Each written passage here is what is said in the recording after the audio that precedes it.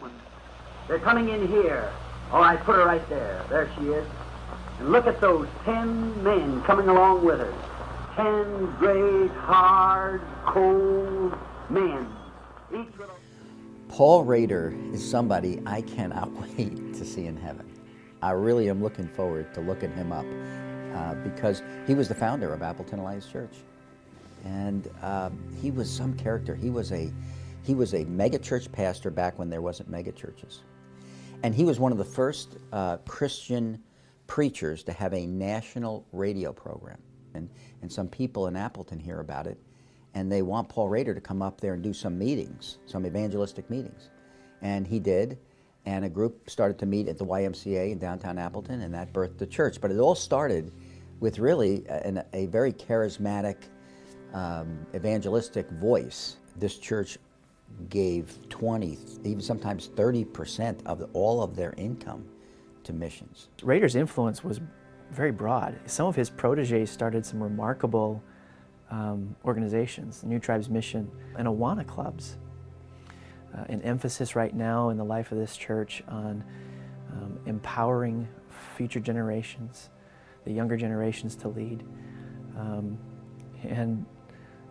Little did we know, I think probably when we came up with that idea for 2016, that the church was birthed by a man who had tremendous influence over ministries that were all about empowering, equipping the next generation.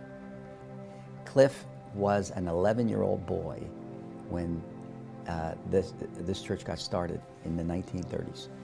And he remembers Paul Rader. He remembers Paul Rader preaching. He remembers the first church and how it got built. It was called the Tin Church. And he said, I'm a friend of pastors, and I just believe that the mission for this church is to continually reach more people for Jesus. And we have to change with the times. Now here's the oldest member of the church telling me, Pastor, make sure we keep relevant and we change with the times, because we're all about reaching people. And I said, Cliff, we're going to be good friends. The first service I attended here was when Pastor Grunland was the pastor. He was a teacher leader, so he's a teacher extraordinaire, but a strong personality, strong leader. And I know under his leadership the church grew. When I first came here in 1997, the church was around 500-600. It was starting to decline because it had been without a pastor for about a year and a half. Monday night we had a big performance at Appleton. Basically, you know, this church was only about 150 people for most of its life.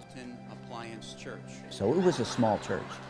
And you know, the leaders at that time, they said, Pastor, be honest with you, we're not all that comfortable with the size of risk you're taking, but we do know this, you're to be our pastor.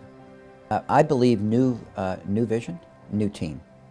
Whenever you come to a church and God eventually puts the vision together for you and you communicate it to the leaders and then to the people, you're going to need a new team because you need fresh eyes. A lot of people can't grab onto a big vision because they've been there when the church struggled for so many years, and they keep saying, you know, well, we tried that before, it doesn't work, and they don't have that kind of fresh, entrepreneurial, risk-taking spirit you're looking for to go after something new. So I really had to build a whole new team, a whole new board, a whole new staff. You know, this church was started in 1932. It was a Great Depression church, and yet it decided to build a building during the Great Depression.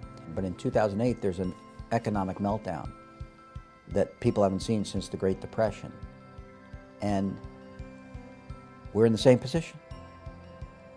This church has to build a building, and not just a first building now. We have to build a $25 million expansion. We had a big congregational meeting, and we said, we're going to ask God for $16.5 million to find a bank to do that, and we'll raise the rest of the money, and we can get it done. And some bank officials were there. They hadn't agreed to do it yet, but some bank officials were there, and they saw a 92+% vote by the people to do this thing. And they said they had never seen that before. They had never seen not only somebody do it during the meltdown, but they said, we cannot believe the unity and the ownership these people have of the vision of this church. And that it's not about the building, it's about people. The people who we don't know yet. Haven't seen their faces, we don't know what they look like, but God's going to bring them here, and they're going to spend eternity in heaven because of the message they're going to be able to hear through this new campus. So we said, how do we somehow connect them with that meaningful vision that it's about people, not the building?